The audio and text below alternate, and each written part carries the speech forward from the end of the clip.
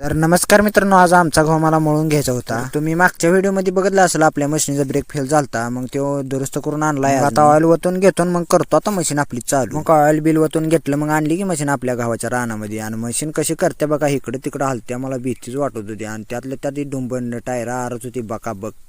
म्हणलं आता मशीन चालवायचे म्हणल्यावर काय सुट्टी नॉटच कार्यक्रम करायचा. जाळण धूर संघ घेतो आता मशीन लावून वळवून. मग घेतली मशीन लावून, आता मग चालू करायचा आपला गहू मळायला.